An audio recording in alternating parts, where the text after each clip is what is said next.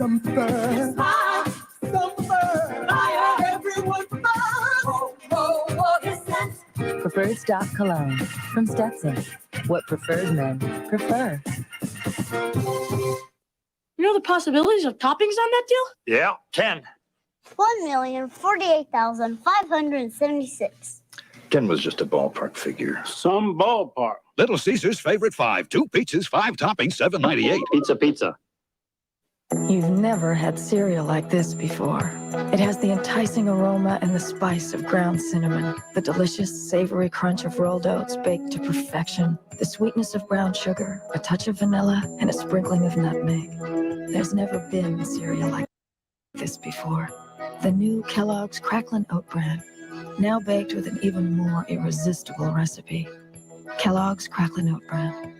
It's the bran you'll eat for taste alone. If you lust for power, try this. 1,340 cc's of rolling thunder. It's called Harley-Davidson, and you'll find it in all its glory at Southeast Harley in Cleveland, where you can get anything from an FXR to a BLT. But if you go, bring your love of the 2-lane blacktop and your Visa card, because at Southeast Harley, they'll take you to hog heaven, but they won't take American Express. Visa, it's everywhere you want to be.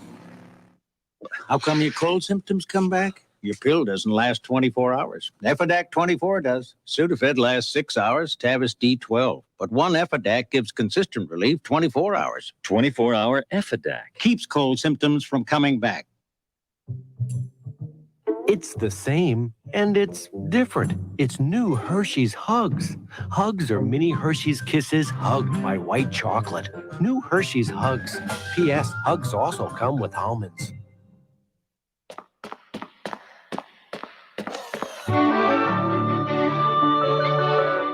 The new Geo Prism has asphalt laminates, foam blocks, and hydraulic engine mounts. They do more than make Prism a very quiet car. They help keep the sounds you don't want out and the sounds you do want in. So before you buy your next car, get to know the new Geo Prism, because what you hear in your car should be up to you. To stop a friend from drinking and driving, don't play fair. Play to win. Got your car keys? Yeah, they're right. They're just here a second ago. They'll turn up. I'll call your cab. They're right Let's here. go. Take the keys, call a cab, take a stand. Friends don't let friends drive drunk. Tuesday isn't the season to tie the knot? We're finally going to set our wedding date. Maybe not. I'm going to anchor the network news in New York. Full house, then. What makes you think we can get married? Is Brian fit to be tied? Hey, Mom. On Phenom. What happened? We're engaged. Right after Full House, Tuesday. It's a happening holiday Wednesday.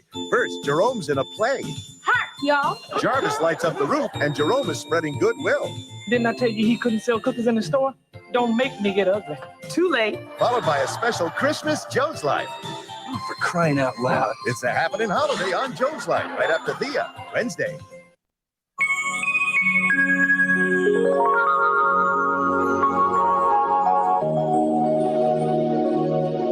I am made of blue sky and golden light.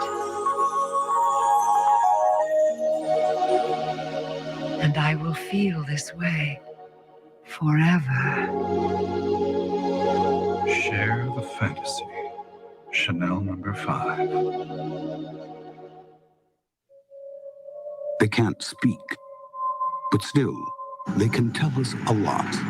At Lexus, we're using advanced crash dummies equipped with a dozen computerized sensors, all to learn more about what happens in an accident. We're rather proud of our dummies. The better the dummy, the better the car.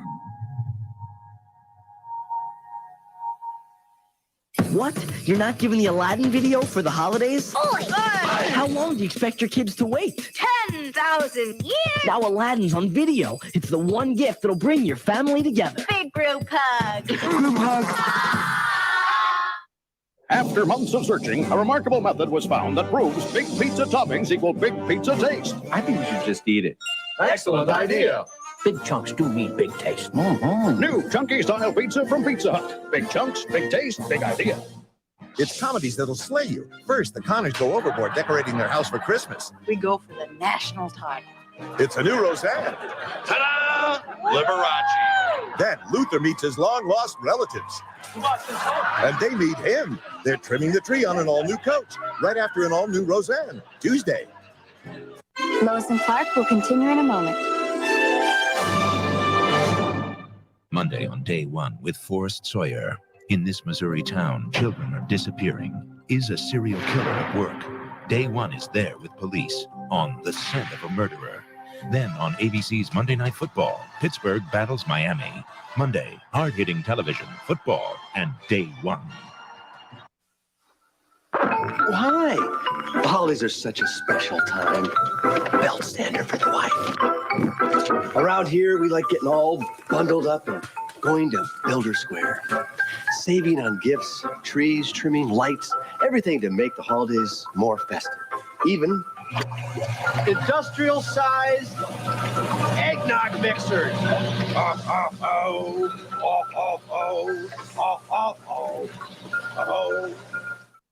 It's kind of unbelievable that people in America are eating 40 pounds of sugar a year. I was told about it, first of all, by someone who was a nutritionist and said, Sherry, you've got to make some changes in your diet. I have Equal. It tastes good to me. It's just there. I use it. I like it. Equal has the great taste of NutraSweet and no saccharin. I choose Equal. Now you can also get Equal in large pouches for recipes and drinks by the pitcher. Look for the box that says Equal Measure.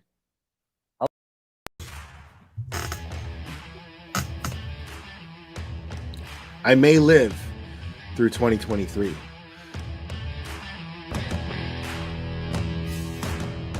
I'm not ready to go yet, okay? I'm not ready. You gotta wait. I got shit to do. I'm in the middle of something, all right? Just hold on. You are a cunt. Man or woman, you are a cunt. A C-U-N-T what? Cunts. I happen to love the word.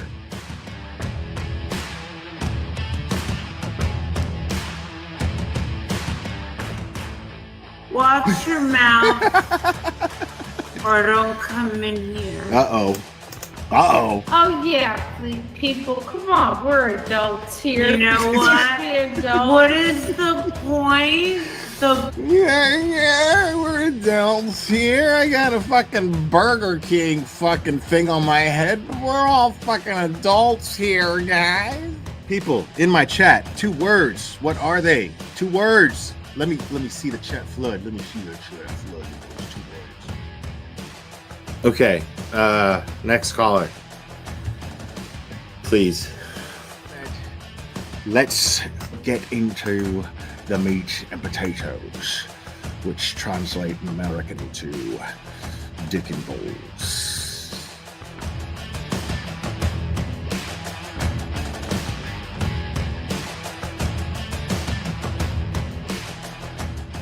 I got flip-flops. These are my flip-flops. Yeah, I really like my flip-flops because I can put them on. Because look, watch me put them on. I can put them on all by myself. Watch me put them on. Look, are you watching? Look, these are my flip-flops. Thanksgiving Day. I remember it clearly. It was Thanksgiving Day. I was inserting myself in somebody else's fucking business as a cash grab, and you know. This channel is harsh reality. Karen Yak se jodió la sucia vida. Amen. This is Jonathan Lee Riches. I have cheeseburgers. I'm gonna put cheese on them. I'm gonna make sure that I have my hamburgers because I'm a big boy now and I can make the hamburgers. My mom lets me use the stove now.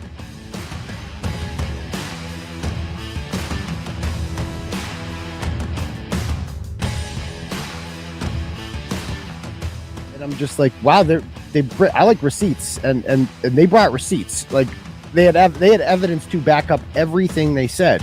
And I'm like, okay, well, there's got to be another side to this, right? Like this can't, no, this is too fantastic. Yeah, because you're not going to just jump to the conclusion that there's a conspiracy amongst cops to cover up a murder. You know what I mean? Yeah, I mean, cops and just like soccer moms and shit. Like that's what made it even crazier. Like, Yeah, get it, Betty. Yeah, Did you get have a it. close relationship with your mom? Get it, Betty. Oh, of course, Get I it. still do. Yeah. My older sister was kind of sad. She was more of the prissy girl that like going That and is getting the the hair best done shit and, fucking shopping for the ever. dresses with mommy. I was the, tomboy that liked playing with the cute. Shout out to Cherry for just being just easily the most faithful and loyal supporter that I've ever had, man. That someone could have that tenacity with loyalty. And I'm really blessed to have someone like Cherry be part of this channel and in my life. So it means a lot. And yes, I named him after Mr. T and Rocky. Say, woman. Say, woman. Say, woman. Since your old man ain't got no heart, why don't you come down to my apartment tonight and I'll show you a real man. Oh my God, I'm so in love with this little dude. Yeah, I'm gonna go ahead and wrap this one up. I love you guys very, very, very, very much. And we will do this again very soon, my friends. Oh, say bye. Say bye. Oh, I love you too. Give me a kiss. Oh, I love you. Bye, guys.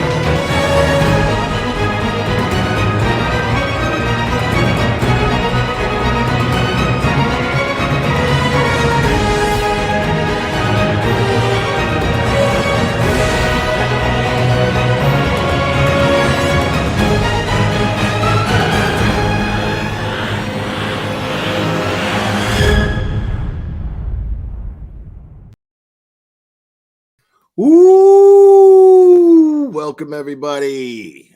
It's good to see you guys. Man, yeah, happy Tuesday. Oh man, yeah. It's Monday kind of sucked, man. I'm not gonna lie. Dude, my Dolphins were 9-3, bro. 9-3. 9-3. And we lost on Monday Night Football against Tennessee. And I'm in Tennessee and I'm pissed off about that. I mean, because like truth is, like, I'm rooting for Tennessee if I'm not rooting for the Dolphins, you know? I mean, but against Tennessee, 9-3. I'm interested. I'm gonna be interested to watch the HBO show that they got. I forget what it's called, but whatever. But this season's on the Dolphins and it's pretty cool. So yeah, I'm excited about that. Just to see what happens and what they're because I love Mike McDaniels. Like, I think he's just like the funnest head coach in the world. And I don't even really follow sports that year. I am exactly an example of a Miami fan. Totally fair weather. Yeah, I'm not proud. It's just the truth. You know what I mean? Like I haven't seen the Dolphins do good in like forever, and like I'm really into it. But yeah. But a lot of it had to do with Tyreek Hill being hurt most of the game. He didn't come into the last quarter, and you know, it was a little too late. But yeah. So enough about that.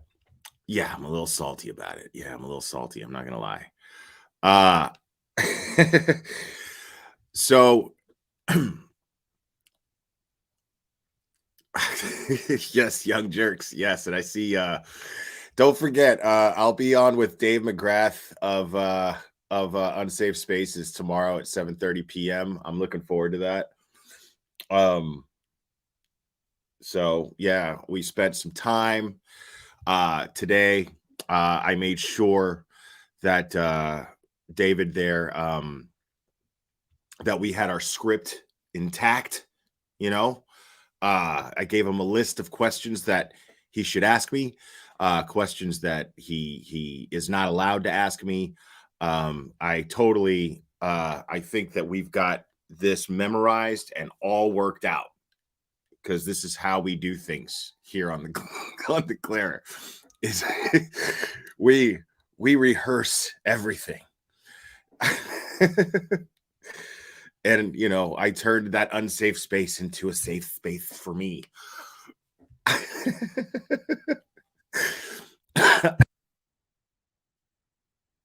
So yeah, no, but all kidding aside, yeah,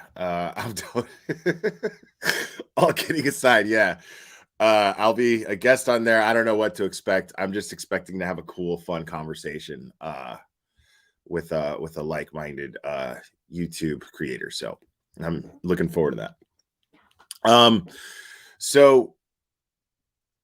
Yeah, and I think Turtle Boy is going live tonight. I did not know he was going live before I set this one.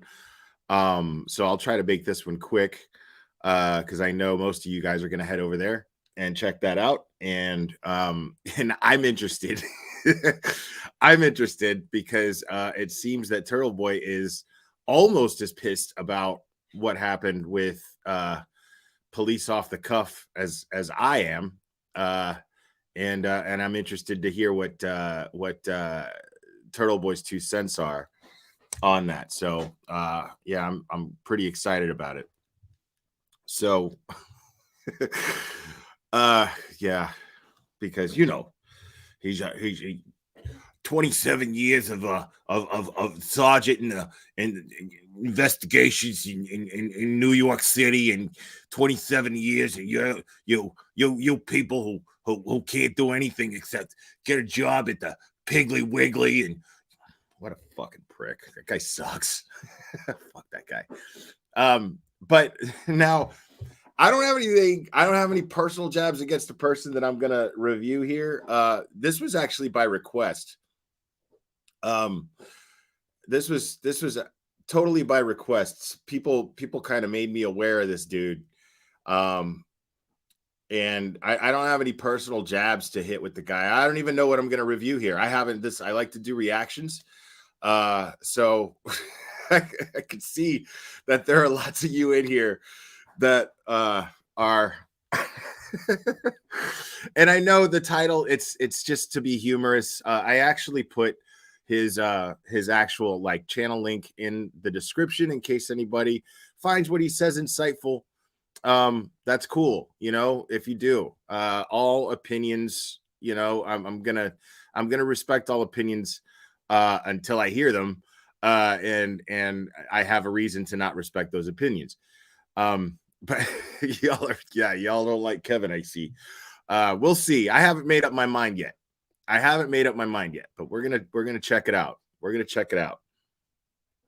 But today was really eventful on Twitter. Like, I know I seen a lot of you guys, at least those of you with the same handles that you guys got here, that you got on Twitter.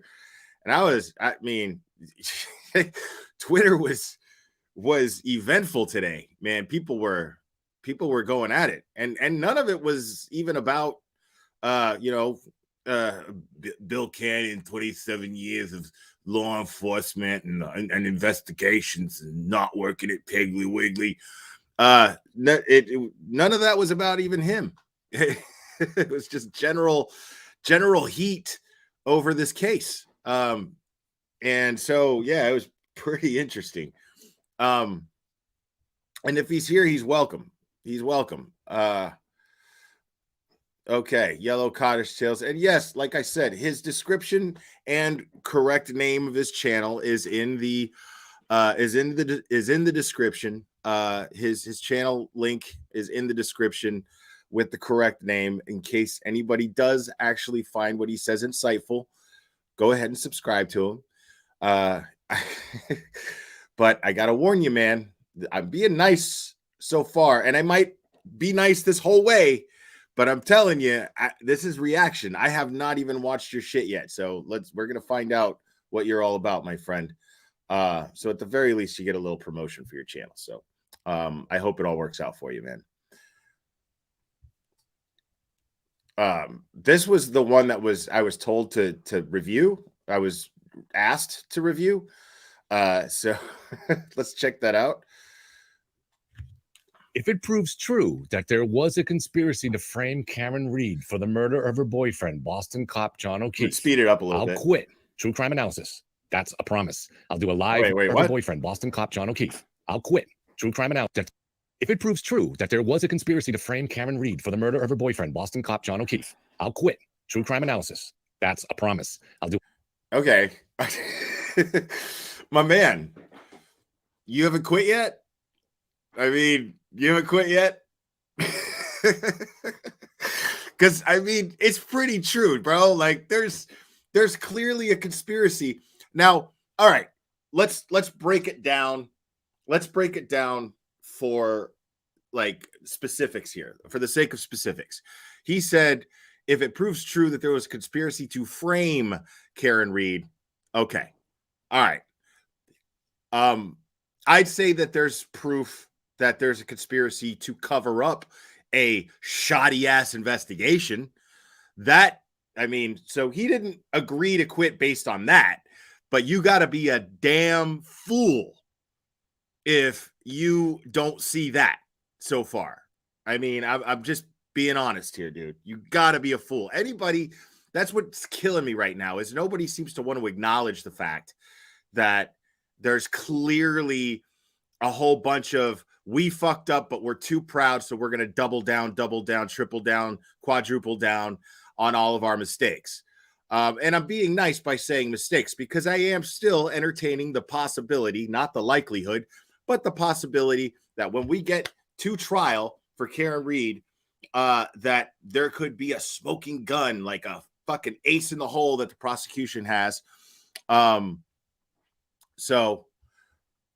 again, I don't know that, Yellow Cottage Tales. I don't know that, Kevin. I don't know that yet. I haven't watched your stuff yet. So just in all fairness. I'll do a live mea culpa show. Let everyone hurl their abuse. Take it like a man. Then call it quits. Because if I could be this wrong, See, I respect that. I respect that. I should hang it up. There was no conspiracy to frame Karen Reed, and that can be determined with mathematical probability beyond a reasonable doubt. Let's do it. Mathematical probability.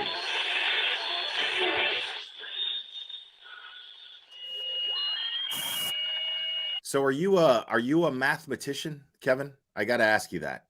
Well, since you're in chat, are you a mathematician? Do you have a degree in algebra?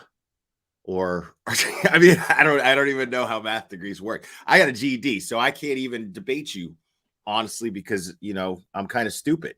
You know what I mean? So, but I'm curious why we should take you seriously as far as mathematical, proving something mathematically, as you're claiming to do here. Like, what? I learned the value of listening to Delphi murders, which I began studying just last year. Once friends of mine knew I was studying the case, they started sending me material. One of the first things I got was a link to a video that centered on a photo taken from the bridge through the railway slats to the woods below.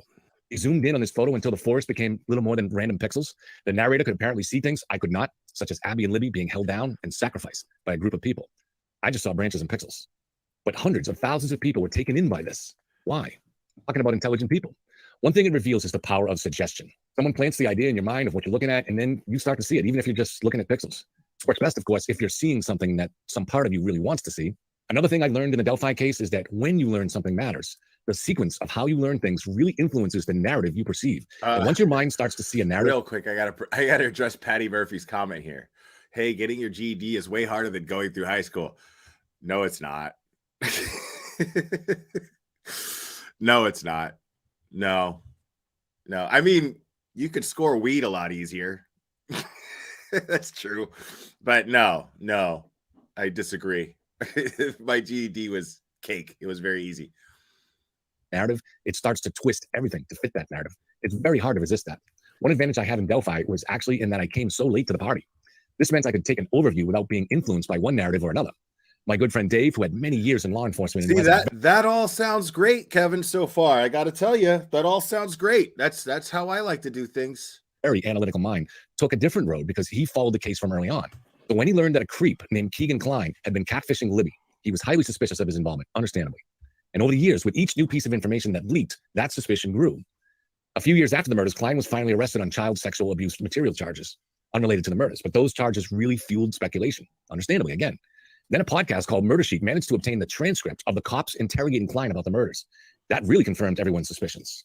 But now those following the case since early on were actually vulnerable because each subsequent report seemed to pile on to the idea of Keegan being involved. So when a report came out that Keegan, who lived about 20 minutes from Delphi, had Googled the location of the Marathon gas station in Delphi the day of the murders, wow, bro, okay. Report was made again by Murder Sheet, the same people who've over my no mentions. In fact, he was facing decades in jail. I can't listen to you stroke yourself over the Delphi case, especially since I don't see the relevance, and I really haven't followed the Delphi case all that much. Of what they found on his phone. So if it was there, they'd have it. It was then a false report. He never searched for the gas station. Okay. Yeah. It might also here we if go. There was, in fact, a conspiracy. Once you have that 227 search in mind, it colors everything else you see. But if that search becomes uncertain, then you might start to see other aspects of the case in a different light. However, it might also be too late. Once you've started down the road on a certain narrative, even if you take away that original piece that set you on the road, everything else you've seen has already been colored by that narrative. It's very hard to undo it. There's no need to go into it at length here, but trust me, by the time the trial is done, you'll be convinced by forensic data. On a mass level, it is. I disagree with you on that. On a mass level, it absolutely is. But on a logical, independent, individual level, no, not at all. Like if somebody is rational and they're a rational, critical thinker, like myself, that I pride myself as, if you prove to me straight proof, my ego, which is prominent, by the way, not denying that, but my ego is going to get checked. My ego is going to get checked, and I'm going to go, well, fuck, I can't argue that. I mean, it's right there. It's evidence. Plain and simple. Because I know for a fact, and everyone here can attest to this, I went into this case with an absolutely open mind. When I first started even exploring this case, I did it on a live stream so people could see.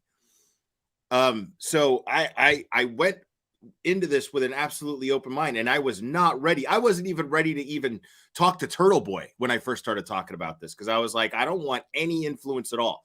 I want to just look at the evidence and then make up my own mind, and that's exactly what I did.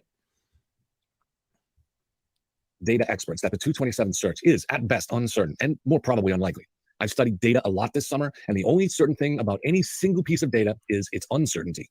But the 227 search has a big impact on everything else you see. Once you have 227 stamped on your brain, when you see the pictures of John's arm and they're shown to you along with the suggestion that they are dog bites and animal scratches, bro, that's what you see. And I love that he actually posted the right pic, because this isn't the pic of John O'Keefe's arm that even the defense used to present the idea that this was a dog bite or a dog attack. But this picture, to me, is way more convincing that it was an animal attack versus being hit by a car. I love that they said that this was blunt force trauma on that idiotic panel that we heard. They straight up said those injuries were blunt force trauma. How in the fuck are those blunt force trauma injuries? Please explain to me how that's blunt force. I've been punched in the face. I've ran into doors. I've all kinds of shit. Like my jaw's been broken by a Maglite flashlight. Dude, I have taken beatings, and I've been scratched. I've even been bitten. That's not blunt force trauma. No, I'm not saying you said that, Kevin. Calm down. Relax, buddy. We'll get to you. It's very hard to unsee it. We're going to have in the trial numerous medical personnel who examined John that day all say that the wounds were shallow abrasions and not from animal nails or bites. Numerous. But will it impact your thinking? Most people will probably continue to see in their mind's eye what they saw last April when the narrative was formed. That's what the defense is banking on. When it comes down to it, the most important attribute of a good defense has little to do with the law. It's about understanding human nature. Now, it's time for me to walk you through the reasons why there was no conspiracy. The mathematics of this is so powerful that if this analysis proves wrong and there actually is a conspiracy to frame this woman, I'll come on the air, do a mea culpa, and then retire from true crime. For the simple reason that if my analysis is... Yay. Yay. Math. ...is actually that poor, I bring no value to the public debate. So you have my word, I'll quit. But I am, at the moment, completely confident in this analysis. A lot of people get angry at that because they have a narrative in mind. They feel very strongly about it. And what I'm going to say doesn't fit. I get it. If what I'm going to say causes that much anxiety, just turn it off. This isn't a school assignment. You don't have to watch. But if you're the kind of person that's interested in analysis, hear me out. Yeah, I know. ME, medical examiner. Yes, I know. Hold on. Let me read that comment just to be... am I a medical examiner is what you're asking. The medical examiner said blunt force trauma. So you're doubling down on that shit that I heard. So, okay, let's go back just for a second. Let me see what the timestamp here is because I don't want to waste any time. I'm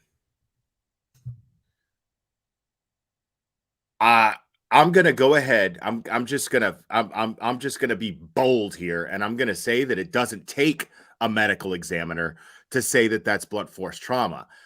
Any fucking idiot can see that that's not blunt force trauma. Any idiot can see that those are clear scratches and abrasions, if not bites. Now, arguably scratches and abrasions by not necessarily a dog or an animal even. I'm leaning towards an animal because it sure as fuck looks that way. And it sure as fuck looks that right here in this area, right here on the elbow, that looks like a bite. That absolutely looks like a bite. And it's right where any German Shepherd is trained to attack directly. So prove to me that that's not just because the medical, you're telling me that just because the medical examiner said that, like that makes it true. And so far, step by step, this being step one, you're proving to me that this is more likely a conspiracy, because why the fuck would the medical examiner say that that is blunt force trauma when any asshole with eyes can see that that is not blunt force trauma? So why the fuck would the medical examiner say something so ridiculous other than there's a conspiracy? Very hard to unsee it. We're going to have in the trial numerous... And we can have a debate. What's up, Turtle Boy? It's good to see you, buddy. We can have a debate, just not today, because, again, this is a reaction video. This is a reaction live to your content. I don't know anything of what you've done. Everybody here seems to be pretty familiar with it. It was requested to me to go over your shit, so I'm going over it. And so, but we can schedule something for a future time. Sure. I'm more than happy to do that. Medical personnel who examined John that day all say that the wounds were shallow abrasions and not... This is the case, one of their own mind. I'm just an old bartender who may or may not live in a yellow cottage. The conspiracy theory in this case 100% requires that someone planted taillight evidence. That's foundational. If taillight evidence was not planted, and the other weird stuff... Okay, wait, whoa. Let me hear that one more time. And then, of course, make up your own mind. I'm just an old bartender who may or may not live in a yellow cottage. The conspiracy theory in this case 100% requires that someone planted taillight evidence. That's foundational. Okay, no. Now, since you're going to say something like, am I a medical examiner, so how can I make that assumption? We're going by the law, correct? I mean, it's fair to say, right, Kevin? We're going by what the law would dictate, what the law would observe, right? Well, if we're going by what the law would observe, it's not on the people who suspect a conspiracy theory to prove it. It's on the state. It is on the Commonwealth. It is on the prosecution to prove that Karen Reed is absolutely guilty and that there was not a conspiracy theory. The burden of proof is not on the defense. The burden of proof is on the prosecution. So right there, that's a mark on the board for your boy. If taillight evidence was not planted, and the other weird stuff that might pop up, things that seem odd at the moment, don't matter at all. Numerous taillight pieces and one large chunk, all matching to Karen's SUV, were found at the scene. Unless someone planted those pieces, there's no conspiracy. If those pieces were not planted, it doesn't matter why the Alberts did. And what's really funny, though, is because I know some of you guys are boiling inside going, Claire, bring up the fact that it has been proven. Yes, it has absolutely been proven. Like, there is clear evidence to indicate that those taillight fragments were absolutely planted. Considering the fact that Ryan Nagel's statement says that the lights were intact when he saw the SUV parked. He saw all the lights intact and illuminated when he saw the SUV parked in front of 32 Fairview Road. He also saw the inside light of the SUV illuminated and can verify that he witnessed only one person in that vehicle, and it was a female, and that is presumably and assumingly Karen Reed. Who else could it have been? So the fact is between that and the fact that we see video footage, video data, Kevin, video data of Karen Reed backing her SUV into John O'Keefe's vehicle at his house, right where the taillight would have broken. So this was after the fact. That absolutely would indicate that those taillight fragments were planted underneath John O'Keefe's body. So there's more proof to indicate that the taillight was planted rather than proof to indicate that it wasn't. You're not batting very well here right now, my friend. Which didn't wake up. If those pieces weren't planted, it doesn't matter who deleted the Ring video at John's house. If those pieces weren't planted, it doesn't matter whether Michael Proctor's second cousin once dated Brian Albert's niece. You have to start with foundational evidence, and you have to calculate. That's where the math comes in.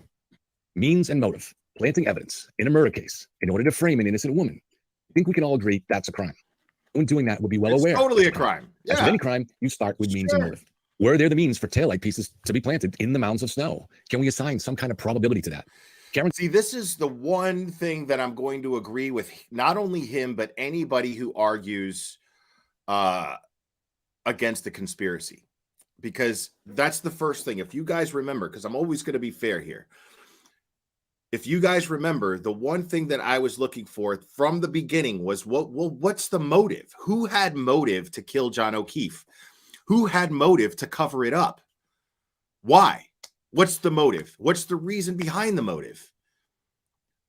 I'm always going to look for motive. Anybody who follows crime cases is always going to look for motive. Because we don't know what took place in that house, we only know who was in the house. But because we don't know for certain, beyond a reasonable doubt, what took place in that house, we can only speculate on motive. And that's the one hang up that we're never, ever going to escape. No matter what we believe, no matter what, we cannot escape the fact that we cannot find an actual motive that is provable. Now, there's theories of motive, like most of you guys believe that Colin Albert had motive, and you have good reason to believe that Colin Albert had motive. I agree with that after everything that's been revealed to me, but I also am still not dismissing Matt McCabe for having motive. I'm still not dismissing that. Again, that's just theory. That's not, this is the one thing I have to agree with him on, is you have to prove motive. But the thing is, again, at the end of the day, it's a moot point because it's not on the defense to prove this conspiracy. It is on the prosecution to prove that it is not at this point. It is up to the prosecution to prove beyond a reasonable doubt that Karen Reed had motive, had means, and committed this crime. And there's nothing else to dispute it. That's on the prosecution. That is no less than the prosecution's responsibility. And that responsibility is no less than that on the prosecution. Karen got home at 12:41 and put her SUV in the garage. As far as we now know, she didn't leave again until just after 5 a.m. when she went to search for John, then drove to Jen McCabe's. There's no indication anyone ever broke into John's garage. In the house was Karen and John's 14-year-old niece. In the ring video of Karen leaving at 5, there are no footprints visible in the snow, so it seems safe to say it's extremely unlikely anyone broke into the garage at this time. Karen returned sometime before 6 a.m. with Kerry Roberts and Jen McCabe. They put Karen's SUV back in the garage and went out looking for John. John was quickly found, and by 6:20 was on the way to the hospital. His family was called, and they started arriving at John's house soon after that, where the niece was. So John's niece was home alone with the SUV, say from 30 to 45 minutes maybe. Did someone break in at that time and pry taillight pieces? Again, it seems very highly unlikely. There's no sign anyone ever broke into the garage. No one claims that happened. The niece didn't hear anything like that, and there were presumably no footprints in the snow. From 7 until later in the morning, the home was filled with members of John's family. Then Karen's dad brought Karen home. Bro, there's no footprints in the snow because it was fucking snowing, homie. Like, what? Why does everybody keep bringing up footprints in the snow? There were no footprints in the snow. Dude, it was snowing.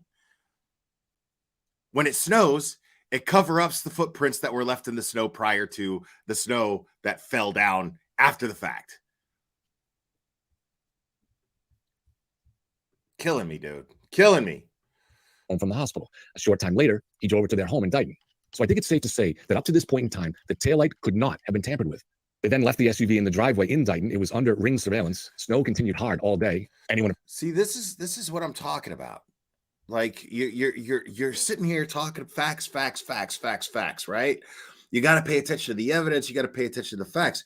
But what I could clearly see is that Kevin absolutely pre-wrote this. And that's cool. A lot of creators do this. I'm not criticizing that. But what I'm criticizing is the fact that you pre-wrote this. But it's clear since you pre-wrote this, you had an agenda. And you're not denying the fact. You're not trying to hide the fact that you had an agenda, because your agenda is clearly to prove mathematically, which I haven't seen one mathematical equation yet. But you're trying to prove mathematically that there's no conspiracy. Yet you're failing miserably to do so far. So where's the mathematic? I don't understand.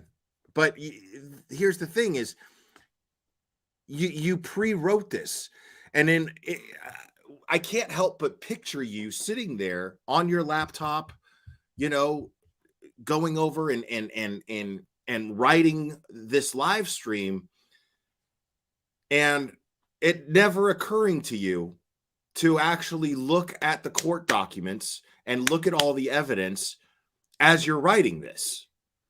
That's what's really interesting to me. You've already made up your mind and you pre-wrote this, and now you're just reciting it after you hit record.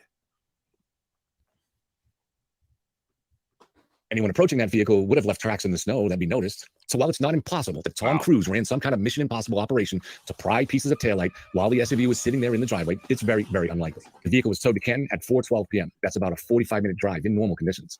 Even the conspiracy theorists point to this period and a brief window while the SUV was in Canton as the only time tampering could have been done. The state police CERT team reports finding the pieces at 5:45 p.m. As the theory goes, the SUV arrived in Canton around 5, and the trooper leading the investigation, Michael Proctor, supposedly pried pieces of taillight, raced to the crime scene, and placed them in the snow before the CERT team began. What are the odds of such a thing happening? Well, what's the earliest the trooper could have arrived back at the crime scene with his bag of taillight pieces? Let's say 5:15. All right. The way I'm waiting on a math equation here. Where's the math equation for the odds? The odds of this happening. Where's the math equation? Hold on. Let's see if that's coming anytime soon. The conspiracy theorists seem to imagine it. The trooper arrived at an unguarded crime scene, trudged through the snow, dropping the pieces, then left, or maybe waited in the car. So I guess the idea is that the CERT team arrived at an empty scene around 5:30, swooped in, and found the pieces just sitting on the top of the snow 15 minutes later. None of that should pass your smell test. We won't know until police testify at the trial, but we're likely going to learn that the squad cars were sitting there guarding the scene all day. They certainly didn't swoop in like a SWAT team and storm the crime scene. Here's news footage showing the CERT team beginning its investigation. Note, they're all walking out with shovels. Okay. Spotlights that have been set up. And news footage implies news trucks. How long were they there? Still no mathematical equation? I mean, because that's how you're going to stump me, dude. Because, dude, I still need my fingers to count, to do addition and subtraction. You know what I mean? I'm kind of stupid like that, but I'm waiting. I mean, this is where you're going to stump me. I'm waiting for the mathematical equation, my friend. Takes time to set those things up. So for me, the idea that Trooper Proctor arrived at an empty scene around 5:15 or even 5 borders on absurd. The conspiracy theorists have the idea that Proctor walked out like Andy Dufresne in the Shawshank Redemption, casually dropping pieces in the snow. But look at the main piece. Those are shovel marks around it. Again, here's the new Cherry, footage. stop it, Cherry. Note the shovels in the hands of the state troopers. The accident scene had been plowed and the pieces of taillight were buried inside mounds of snow. If you've been told otherwise, it might be time to start questioning those sources. The DA claims Trooper Proctor was nowhere near the crime scene during this small window of time where evidence could have been planted. Maybe the DA is lying, or maybe the trooper had some other trooper do it for him. But these are all elements that keep cranking up the improbability of the conspiracy theory. The more unlikely things that are required to happen, the more improbable a theory becomes. And the odds multiply. Say the New England Patriots have a 1 in 100 chance of winning the title this year, and the Red Sox have the same. What are the odds both win the title in the same year? Well, 100 times 100, or 1 in 10,000. And a whole There we lot go. of We unlikely got things have Matt. to happen for taillight pieces to have been planted. There's the Trooper has Matt. to pry off pieces without anyone seeing them. He has to race to the scene and bury it in the tough plowed snow. We'll eventually find out who was present at the scene at 5 o'clock during the trial. Were the news crews there? Was the CERT team setting up their spotlights? How many troopers were guarding the crime scene? If Proctor managed to walk out through a preserved crime scene, did no one on the search team notice the fresh tracks in the snow? And the trooper then either has to get the DA to lie about him not being there, or he has to expand the conspiracy by getting other troopers to help him. All of these things are just very unlikely. Also consider this. John was found at the crime scene 11 hours before. I don't understand what's Karen got so home. unlikely. Okay, because I remember I saw somebody on fucking Twitter make this argument, and they were like, "Well, yes, Proctor, the DA eventually at one point said that that Proctor didn't have any ties with the McCabe's." Okay, all right, yeah, we know he lied about that, and then they admit that there's a very loose interaction between the Proctors and the McCabe's, right?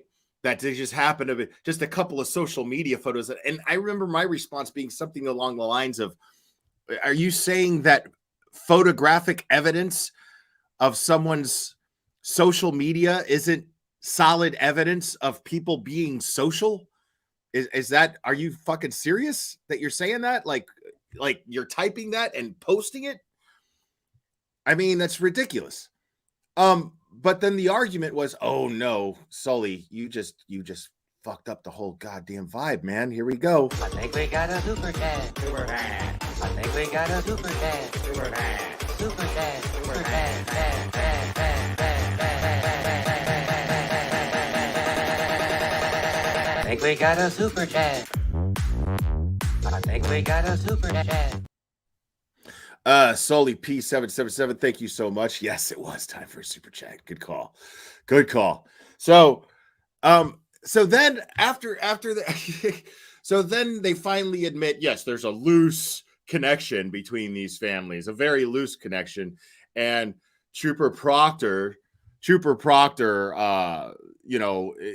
admits this loose connection, and he was told by the DA to go ahead and investigate anyway, despite the possible conflict of interest. Well, all that does is prove how accountable the DA is, doesn't it? Doesn't it prove right there how accountable Morrissey is? That it was Morrissey's bad call to allow Trooper Proctor to be the trooper to collect the evidence and conduct this investigation, to fuck up his entire prosecution? I mean, so yeah, it doesn't exonerate Proctor. It just implicates the DA more. I don't understand that argument.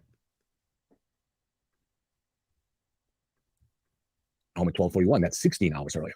If at any time during those 16 hours, if anyone took a photo of the intact taillight or any clear video emerged, the whole conspiracy would be blown wide open, which would result in the trooper going to jail for a very long time. You can't weigh the likelihood of the trooper planting evidence without considering this. 16 hours after the event is an incredibly long time. And here's my prediction, dude, because if this federal investigation into Michael Morrissey's office turns out to produce results, somebody's falling on their sword. This is fucking happening. Somebody's falling on their sword, and my money is on Proctor. My money is absolutely on Proctor. Straight up. Like, somebody's falling on their sword. So, yeah, you're sitting here talking like, oh, well, he's not in jail, so how is this proof? No, I mean, it takes time. If you're investigating a district attorney's office, if there's a federal investigation into the district attorney's office of negligence or corruption or both, guess what's going to happen? It's going to take time, first of all, and they have to build an airtight case, meaning they have to be ready to prove in a court of law beyond a reasonable doubt that there is corruption and or negligence in Michael Morrissey's district attorney's office. That takes time. So just because it hasn't happened yet doesn't mean that this is proof that there's no conspiracy, my friend. Karen could have snapped a photo. Her dad, the Dighton cop who examined it. All it would take is for one person to have snapped a photo.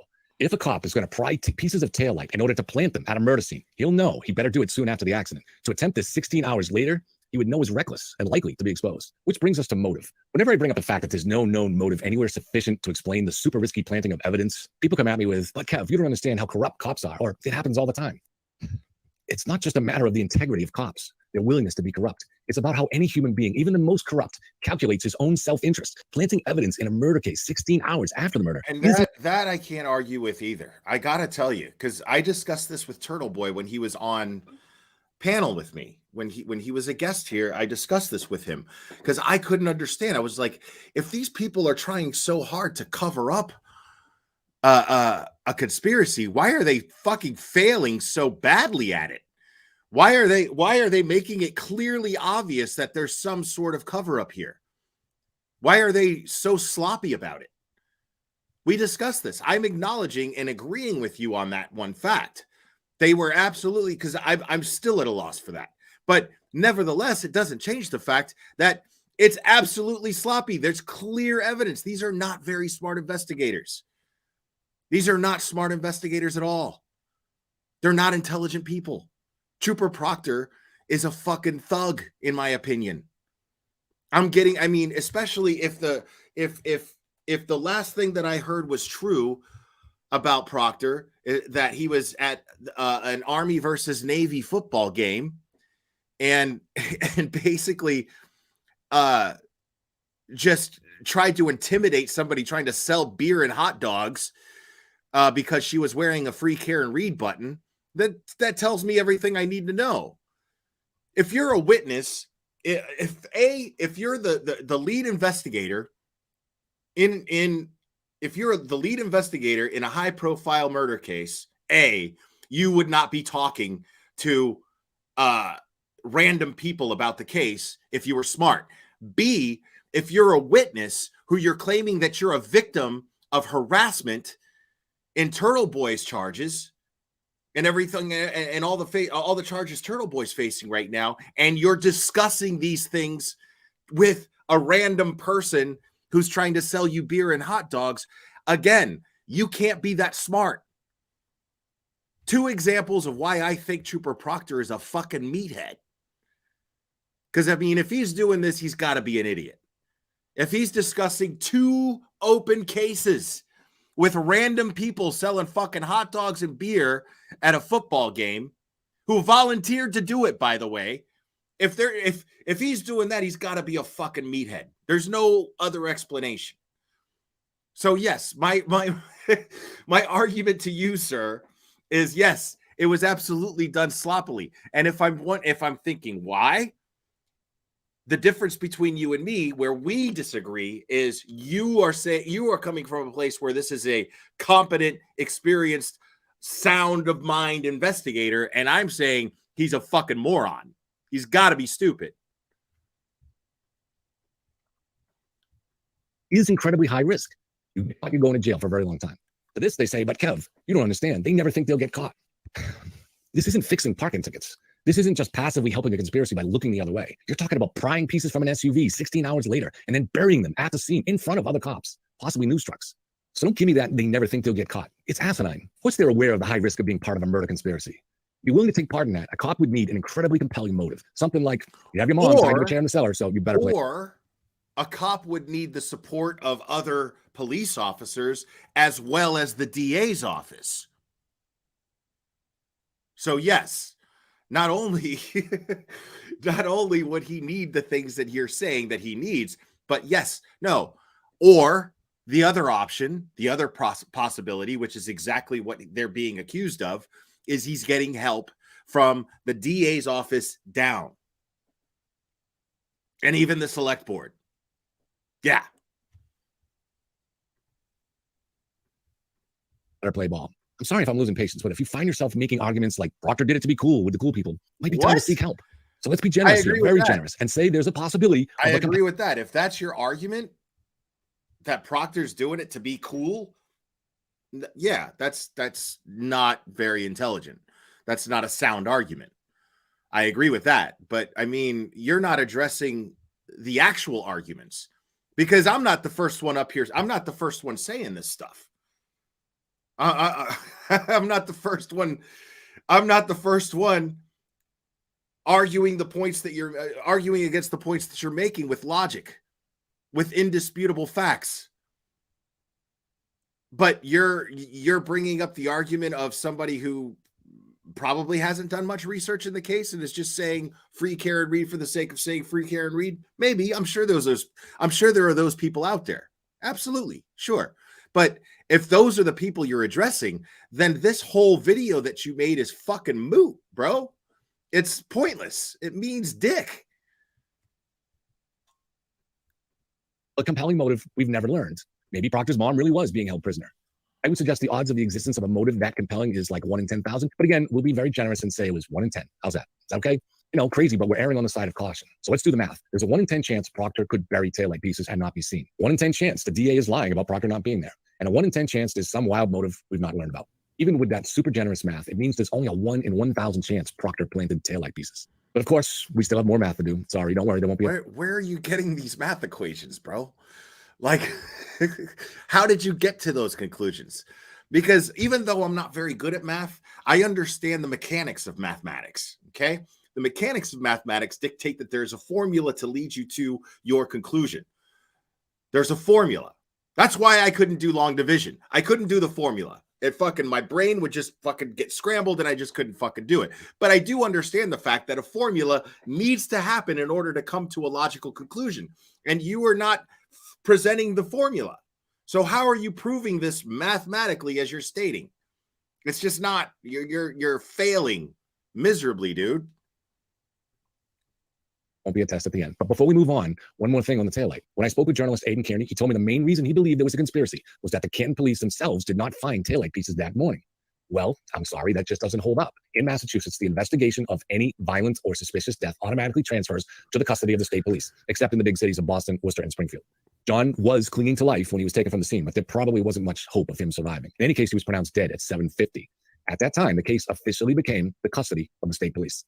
The CERT team is highly trained for such investigations. Local Canton cops are not. And the very last thing they'd ever do is take a shovel to a... Bro, it still doesn't excuse why there was a clear conflict of interest, which he hasn't addressed yet. So, I mean, but it's all about the state police having... I mean, is Trooper Proctor the only state police investigator that could have handled that case?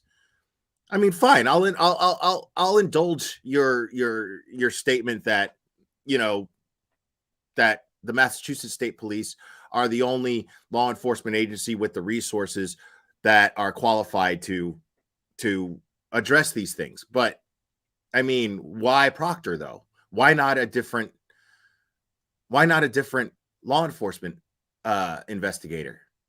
It makes no sense. To a state police crime scene.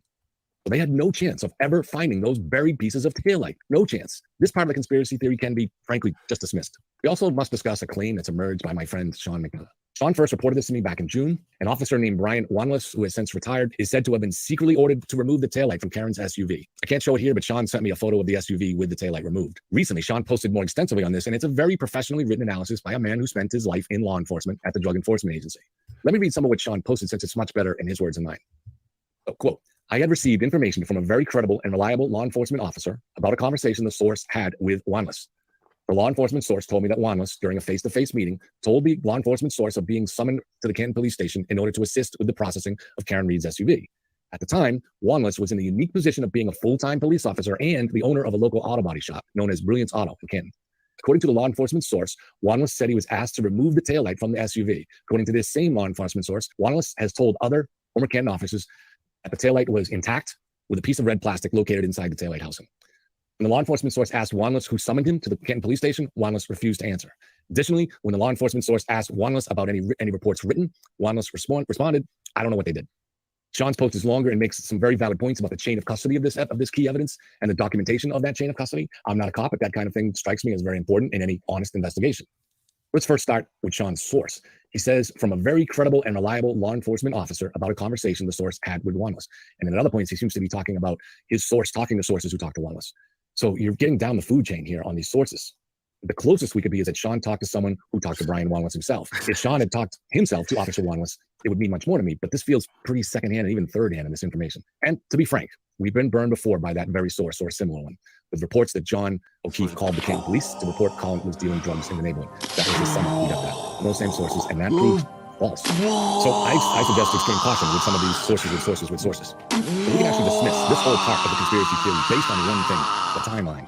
The theory seems to be this. The SUV was towed to Canton. Let's say the tow truck made great time in the snow and arrived around 5 p.m. Now, Officer Wanless must have been instructed not only to remove the taillight, but to do it like he was working a pit stop at a racetrack, because time was of the essence. The state police CERT team was setting up on the crime scene, or soon would be. News trucks were probably already set up, or soon would be.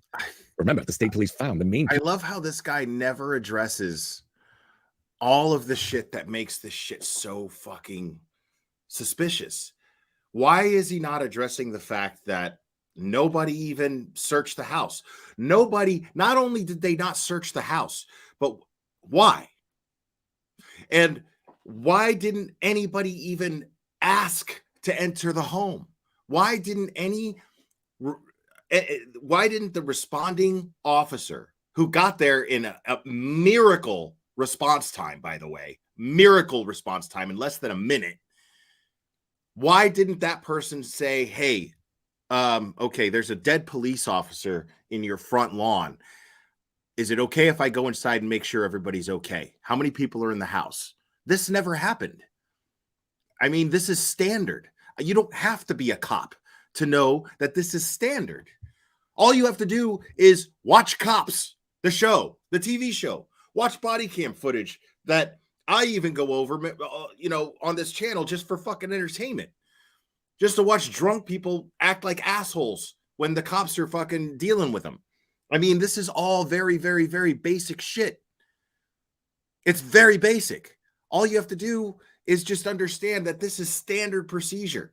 Why wasn't standard procedure executed initially in dealing with this investigation? At no point was standard procedure initiated or executed. At no point. This is why we question. This is why we're asking questions. I mean, it's mind-blowing. It's absolutely mind-blowing. Piece of taillight at 5:45. So let's say it's a 10-minute drive to Fairview, the crime scene, from the police station. So is this how they see the operation? The tow truck screeches into the station around 5. They hurry the SUV off. Why did it take 12 hours for a crime scene investigation unit to show up and investigate the scene? Why would it take 12 hours on a snowy day? Why would it take 12 hours? After which Jennifer Twattendoffer admits herself yesterday on that ridiculous panel that mistakes were made with the red Solo cup. I mean, and beyond that, I mean, why is this guy not addressing this if he's coming up with this mathematical argument? It makes no sense. Off the truck. The tow truck is shooed out. There's no time for chit-chat with the driver. Officer Wanless races into action, pulling the taillight off the truck. Proctor, I guess, makes sure no one else enters the garage. It's a rush job. In fact, Sean has shown me a photo of the SUV with a deep gouge. He says it's from a screwdriver used to pull the taillight off. Wanless owns an auto body shop, so he must have been under extreme pressure to make such a mistake. What is the earliest time that Proctor would have the taillight pieces in hand? The tow truck whips into the garage at 5 or a little after, unloads the SUV, and everyone is chased out so Wanless can pry off the entire taillight like he's changing a tire at the Indy 500. I guess if everything went right, Proctor could leave the garage at what, 5:15? I mean, if these guys are crazy efficient, I guess maybe you want to give them 5-10. Right. Then it still takes Mark, them 10 that's minutes to get to where the I'm crime at. scene. Like, he has to bury those pieces in the snow. Like, he's addressing everything except the most obvious shit that makes people question whether or not this was a conspiracy. Or even I'll go as far as to make people convinced that there was a conspiracy. Now, I'm convinced that there was a conspiracy to cover up negligence. I'm not 100% convinced that there was a conspiracy to cover up a murder. I'm not 100% there. I know that bothers a lot of people in here. Again, I have to wait until trial to come to that conclusion. But I'm saying the likelihood is, you know, the likelihood that there is going to be, you know, some smoking gun, some hidden evidence. Because I mean, the thing is there's even the defense is still pushing for all of the prosecution's so-called evidence to be shared with them, because they believe that said evidence can actually exonerate their client, Karen Reed. So, I mean, this is just so crazy. It's such Twilight Zone madness, dude. Oh, in tough plowed snow. I don't see him being able to do that without a shovel.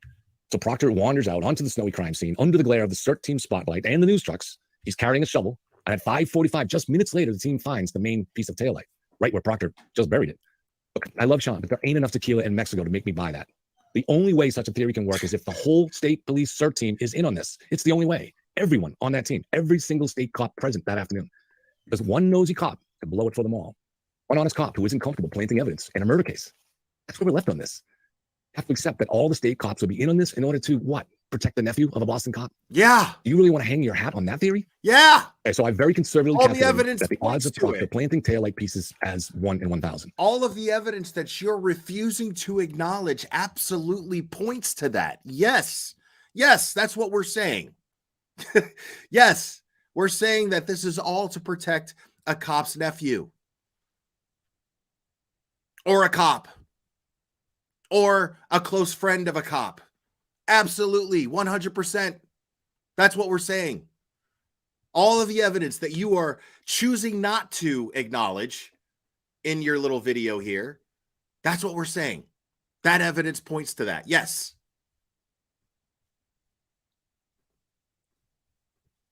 Very conservative. What are the odds that every state cop involved in the investigation is in on the conspiracy to plant evidence and frame an innocent woman for murder? All of them, risking their careers and their freedom. Those odds surely must be way more than 1 in 1,000. So I guess maybe the conspiracy theorists are better off sticking just to the Proctor theory that he did this by himself. But like I said, conservatively speaking, I would calculate those odds at 1 in 1,000. But let's continue on with figuring out the likelihood of a conspiracy. John O'Keefe was examined by multiple medical staff that morning before they spoke to the state troopers. They all agreed that John had not been in a fight. They all described the wounds on John's right arm as shallow abrasions. The medical examiner did her work 2 days later, and she concurred, adding that the wounds on the arm were caused by a blunt object, not teeth, not animal nails, not shards of cocktail glass for that matter. Until the trial, all we can go on is the troopers' reports and what's outlined in the charging documents. But unless something shocking happens, we're going to hear multiple medical personnel tell us that these were not caused by an animal. Of course, that doesn't completely eliminate the possibility. Everyone is vulnerable to buying into a narrative, including medical personnel. 1 in 1,000. But let's continue on with figuring out the likelihood of a conspiracy. John O'Keefe was examined by multiple medical staff that morning before they spoke to the state troopers. They all agreed that John had not been in a fight. You mean the medical staff? You mean the medical staff where they left all of his clothes piled on the floor to be contaminated? You mean that medical staff? Okay, let's continue. Go ahead. Described the wounds on John's right arm as shallow abrasions. The medical examiner did her work 2 days later, and she concurred, adding that the wounds on the arm were caused by a blunt object, not teeth, not animal nails, not shards of... Okay, so I love how he showed the picture, like the best possible picture of the arm, by the way. And he was in the chat earlier, and I was like, that's clearly not blunt force trauma. Clearly, it doesn't take a medical examiner, a doctor. It takes anybody with skin who has lived past 20. And I'm being generous to be able to say and look at that and go, that is not blunt force fucking trauma. Where's the bruising, dude? Where's the bruising? What the fuck are you talking about? And you're doubling down on this? Come on, man. shards of cocktail glass for that matter. Until the trial, all we can go on is the troopers' reports and what's outlined in the charging document. I'm willing to even entertain the idea that it's broken shards of glass from a cocktail glass before I'm saying that it's blunt force trauma. And I don't think it's shards from a cocktail glass. No, I don't. I don't believe that. But I'm saying I'm willing to entertain that over it being blunt force trauma. And you're hanging your hat on the blunt force trauma theory. Or the conclusion, sorry, excuse me, not the theory, the conclusion by the medical examiner that it's blunt force trauma. Bullshit. There's no way that that's blunt force trauma. There's no way that any juror, I'm not even saying one juror, I'm saying there's maybe the chance that one juror will look at that and go, yeah, I could see that being blunt force trauma. But I could see the other 11 going, how did you get on this jury? What are you talking about? How is that fucking blunt force trauma? Have you ever been hit by anything? Have you ever been bitten by anything? Have you ever been scratched by anything? Ever in your life? Have you lived in a fucking bubble your entire life, juror, who I don't understand how you got in here in this room with us? That's exactly what would happen. I mean, come on, dude. Documents. But unless something shocking happens, we're going to hear multiple medical personnel tell us that these were not caused by an animal. Of course, that doesn't completely eliminate the possibility. Everyone is vulnerable to buying into a narrative, including medical personnel. So maybe the story of Karen hitting John with her SUV was already sweeping through and influencing them. Or maybe all these people are actually also part of the conspiracy. And the issue is one of probability. The odds multiple medical personnel are wrong or are in on the conspiracy. Remember the odds I assigned to planning the taillight pieces? See, this is the thing. Is people keep saying this. I heard this shit on that stupid fucking panel the other day, right? This is what they always come to. It's an issue of probability. What are the odds? What are the odds that there would be a conspiracy amongst cops? Dude, in a corrupt town where, first of all, in a corrupt town where the federal, where there's a federal investigation into this corruption, into the DA's office, yes, the probability is pretty high, considering that there is an open investigation into that particular office. There's absolutely a high probability based on that alone. But here's the thing is, it's not a question of probability. You keep saying that. You people keep fucking saying that. What are the odds? It's a question of probability. It's not a question of probability. It's a question of evidence. It is a question of documentation. Witness statements. It is a question of evidence. It is not a question of probability. We do not, as in the process of due process, we do not go by probability. There's no way a prosecutor is ever going to walk into a fucking courtroom and their case be, it's an issue of probability, ladies and gentlemen of the jury. What are the odds? Like, the gallery would fucking laugh. I mean, just imagine that for a second. Some fucking prosecutor walks in and goes, ladies and gentlemen of the jury, the defense is going to paint a very entertaining picture for you. They're going to say that taillight fragments were planted. They're going to say that Trooper Proctor and key witnesses have a personal relationship with each other. They're going to show you pictures and say that it's proof. But I ask you this, ladies and gentlemen of the jury, what is the probability of a conspiracy? What are the odds? Let's forget all the evidence that you're about to see. Let's forget all of this so-called data that the defense is going to present. Let's go by probability. Ask yourself, when you go back into that room where this woman's life is in your hands, ladies and gentlemen of the jury, when you do this, I need you to get on that whiteboard and I need you to start doing math problems. Ask yourself, do a math problem that asks, what are the probabilities that this is a conspiracy? The prosecution rests, Your Honor. Dude, the jury's going to sit there and go, huh? Okay. Wow. Can we just go home now? Can we just let this woman go and leave? Can we just, I mean, please tell me you're not going to sequester us, please, because I just want to go home. This is stupid. That's what's going to happen.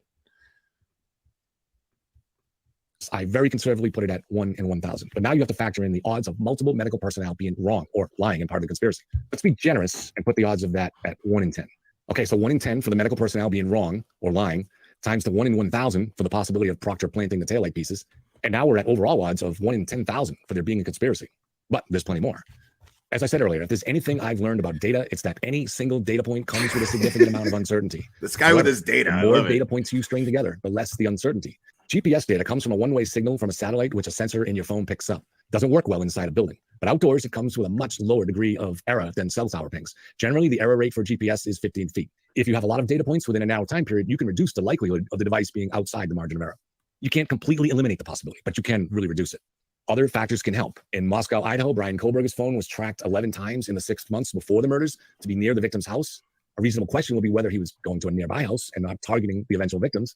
Maybe he was hanging out in the sorority house. Because of the margin of error, it's a reasonable question. But on one occasion, Brian was so close to the house that his phone automatically connected to the Wi-Fi of the victim's house. Therefore, the evidence he was stalking people in that house is much stronger. So what you want to do is look at the totality of data. So what about the health app data on John's phone? Well, that app is actually using GPS signals and running it through its own algorithm. This guy's killing me right now. But also, it's not designed for accuracy. It's designed to be helpful for you while exercising. Hopefully helpful enough that you'll enable the app and allow the app developer to obtain your valuable information. The GPS data from John's phone is not going to be certain, but it is going to be the information with the smallest margin of error. And it's pretty clear from that John didn't go inside the house. In fact, it shows that at the time John's health app thought he was going up and down stairs, or at least Rich Green, the forensic data analyst hired by the defense, thought he was going up and down stairs. According to the actual GPS data, they were still more than half a mile away. And you can accuse me of trusting one data over another. The GPS data is much more accurate than the health app, which is trying to help you jog. Eventually, Karen will be forced to release her phone data, and if it matches John's, and it should, no one will question the GPS data released about John's phone. Then no one will talk about the health app data anymore, except the people trying desperately to clean. Shut up! Oh my God, I don't care! It's a conspiracy theory. GPS data is by far the most accurate. What degree of confidence can we have that the data shows John never entered the house? Well, I'm not qualified to give you an answer on that, but I think we can be reasonably confident. So let's do the math. Say the data shows there's a 1 in 10 chance John actually went inside the house based on. I love that guy. After that, with the 1 in 10 chance all the medical personnel made a mistake on the wounds on John's arm, and a 1 in 1,000 chance Proctor planted taillight evidence. So that's 10 by 10 times 1,000. So now we're at a 1 in 100,000 chance that there's actually. That's fucking killing me, bro. Oh, here, bro. I just got some footage of Proctor looking into this case. Here we go. Hold on. Trace the signal. I'm sorry I had to do it. Go ahead, Kevin. I'm sorry. Actually a conspiracy. That's still not enough odds for you? Okay, we can add more multipliers. What are the odds all the people needed to stay quiet in this conspiracy would stay quiet? The people in the house, the medical staff, various troopers and local police, the DA, the tow truck driver. Because they can all be implicated, you dipshit. Like, of course, the odds are high that they would all shut the fuck up because they could all be implicated. They could all be indicted. They could all be charged.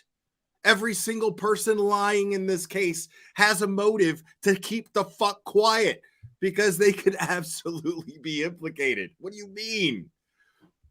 Jesus, dude. It's hard to say just how many people are needed to pull this conspiracy off, but it's quite a few. For example, Proctor's partner, Trooper Buchanan, hard to pull off a conspiracy without him knowing something, if not outright participating. Or the troopers on the CERT team. And all it takes is one person to crack and the conspiracy is blown. So let's be super conservative and say there's a 1 in 10 chance no one cracks and goes to the police. Well, now your odds of pulling off this conspiracy are 1 in a million. Well, so you add that multiplier to the 1 in 100,000 chance that we're up to, and now you're up to 1 in a million. There's more we could factor in. Who erased the Ring video of Karen getting home at 12:41? Isn't the odds-on favorite Karen? Why has Karen changed her story multiple times? Did Trooper Proctor really plant microscopic taillight pieces on John's clothing? Or what about the electronic vehicle data, which says the SUV backed into John at high speed and kept going? But the important thing is to focus on the found. I'm hazy. I'm not sure if did anybody actually say microscopic?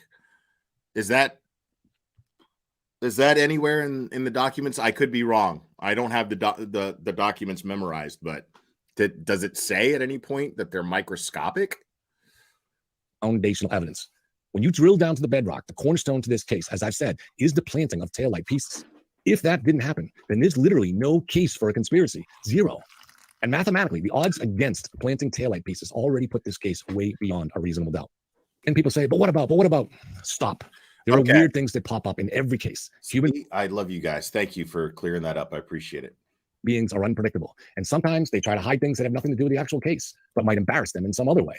Most of the things that seem odd right now will eventually be explained in trial. Some probably won't, though, because there are always things like that in any sweeping investigation. However, if no taillight pieces were planted, all that other stuff is just, well, stuff.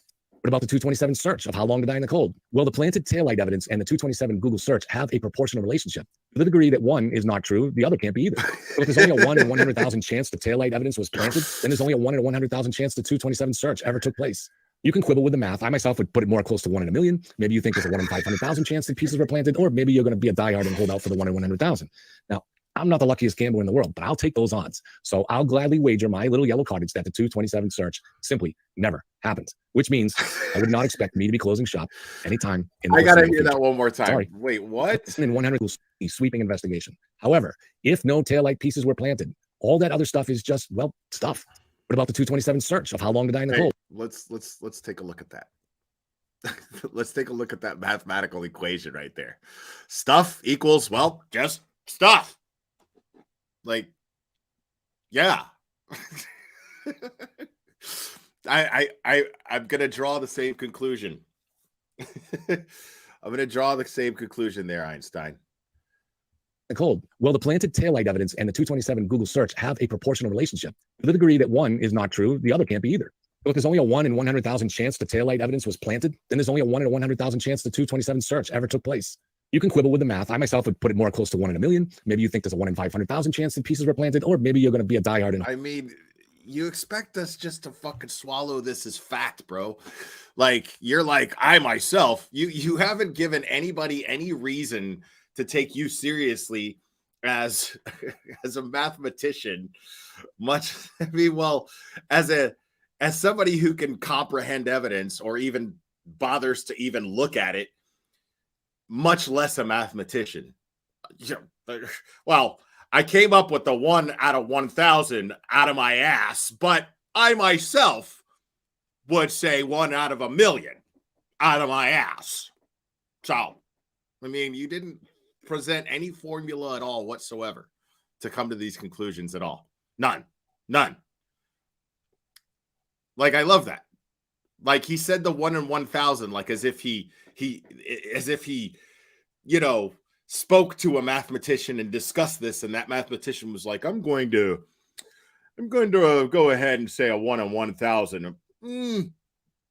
All right, I'll accept that, but just know that me myself, I'm gonna say 1 in a million. This guy's killing me, bro. And hold out for the 1 in 100,000. Now, I'm not the luckiest gambler in the world, but I'll take those odds. So I'll gladly wager my little yellow cottage that the 227 search simply never happened, which means I would not expect me to be closing shop anytime in the foreseeable future. Sorry. All right, we got a few minutes. Let me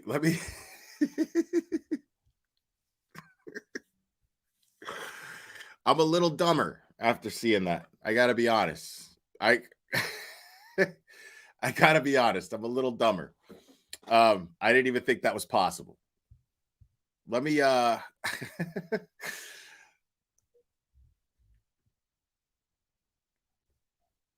let's look at more stuff here real quick. We go over a shorter video.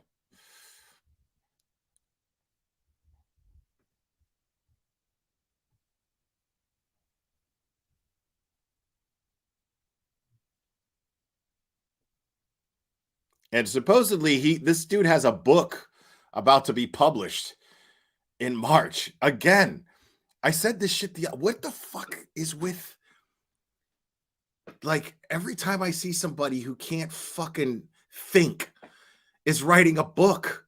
Every time I turn around, somebody who can't fucking think is writing a book. I feel like I need to write a book.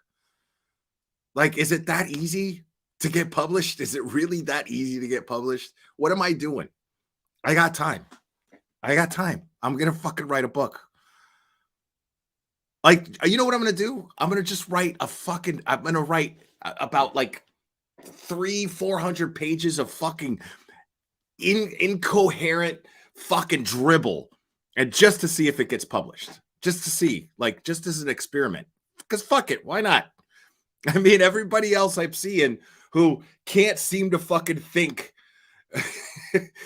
I mean, everything that comes out of their face that I see is incoherent fucking dribble. And then, like, then they write a book, they put it on paper, and it gets published. I gotta do this. I gotta just test. I gotta see how easy it is to write a fucking book and get published. It's killing me. Let's see what he says here.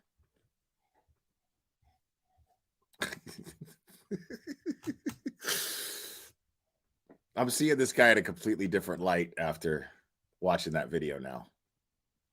Look, Turtle Boy is, in fact, a pioneer in this new age of journalism where increasingly we can't trust traditional sources like the Globe or the Times or ABC or Channel 5. If his reporting style crosses the line of traditional norms, it's necessary, right? Because to make a difference, you have to have an audience. Your audience has to reach a certain size. And you aren't going to do that by being boring.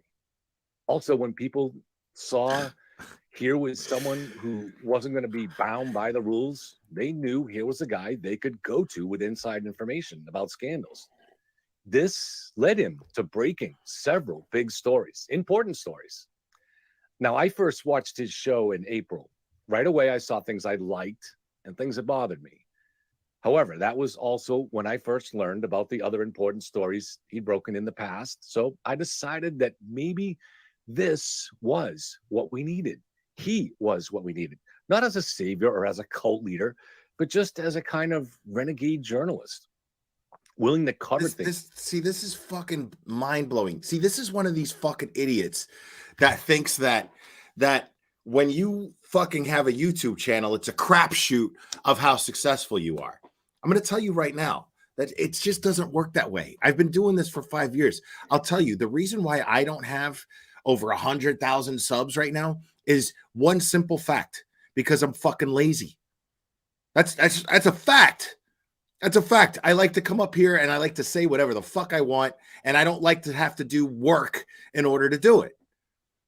I don't sit there and you know, like, I'll look into a case, you know what I mean? I'll do a little research on a case, but I'm not going to like pre-write everything. I mean, I could, if all of a sudden I decide I want to like be more successful on this platform, I'm going to put a lot more work into it. I've seen it work, but these people think that it's just a crapshoot, that like, oh my God, well, you know, hopefully if I do this at just the right time, you know, and address just the right people, blah, blah, blah, then I'm going to become successful on YouTube. That's not how it works.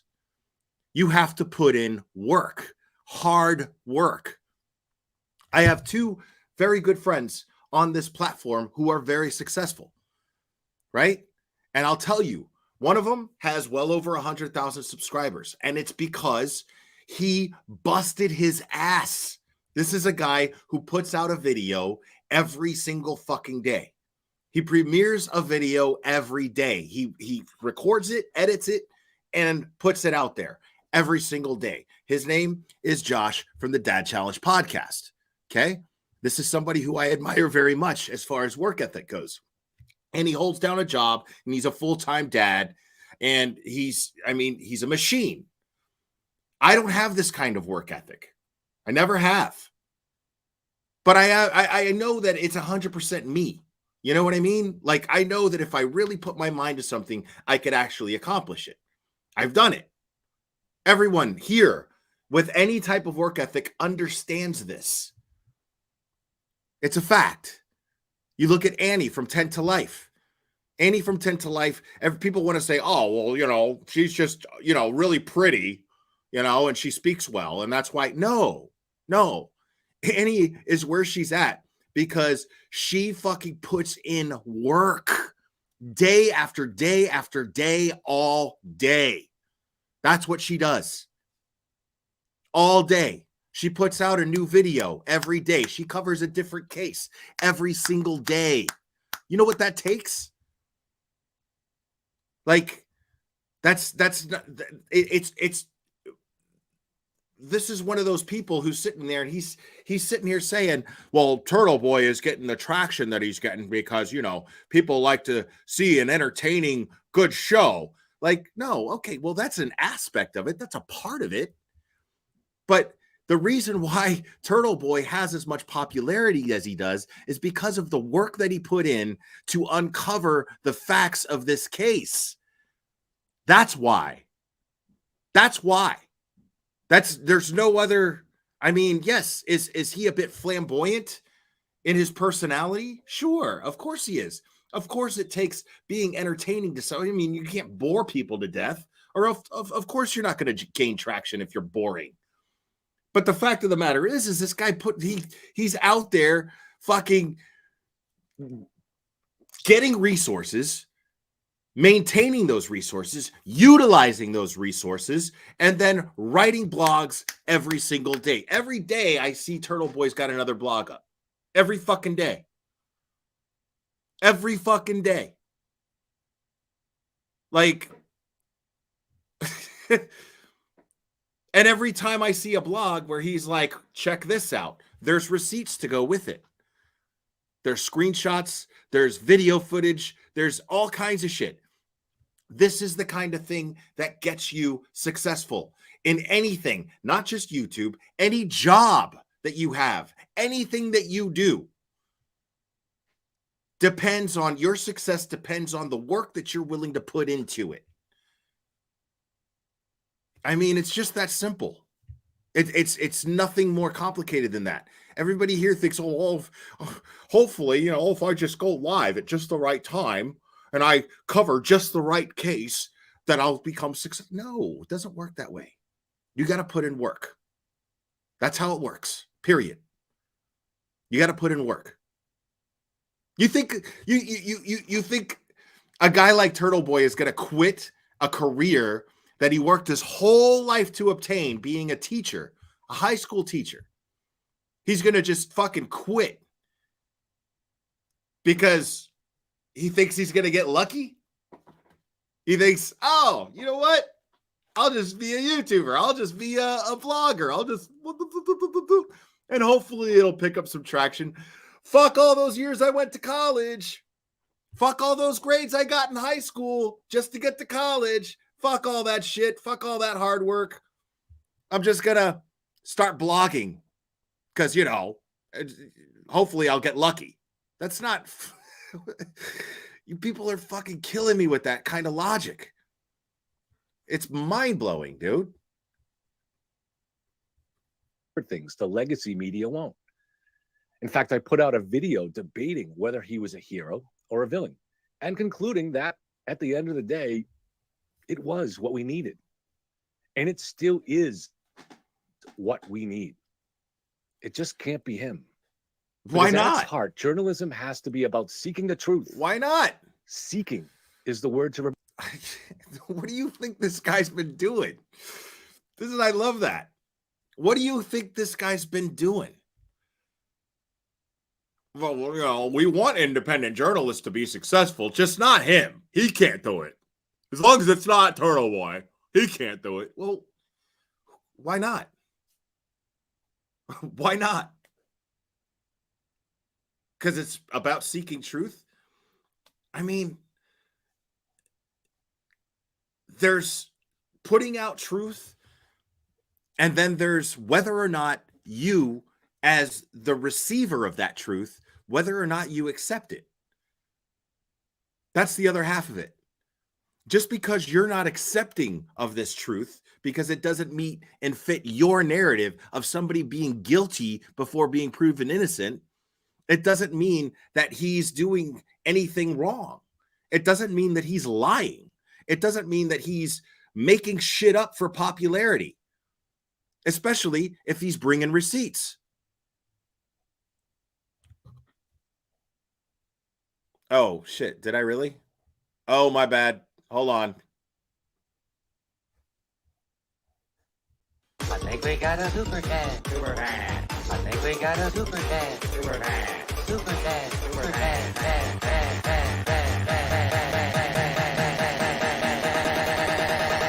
I think we got a super chat. I think we got a super chat. Megan, thank you so much. Have I discussed yet how Kevin has said on multiple occasions that his analysis is needed in true crime as he has made accurate predictions? No, I haven't discussed anything other than what I've watched here because I'm reacting to Kevin in real time and sharing that with you guys. I've never researched this guy at all. I don't know anything about him yet. So, yeah.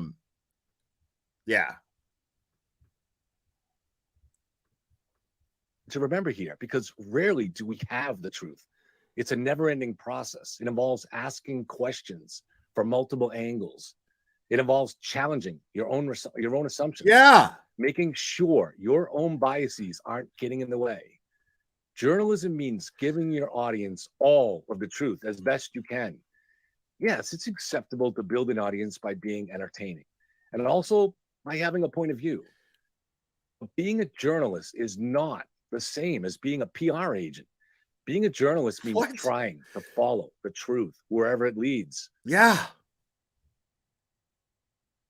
Okay. That's enough of this dude. Get the fuck out! I mean, okay. Yeah.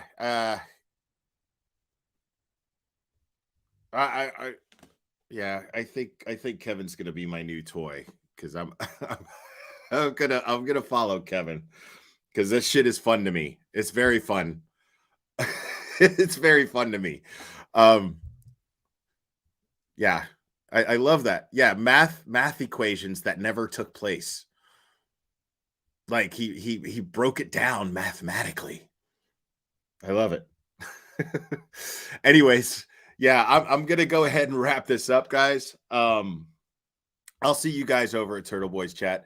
You guys are fantastic. I had a really good time with you guys. Thank you so much for joining me.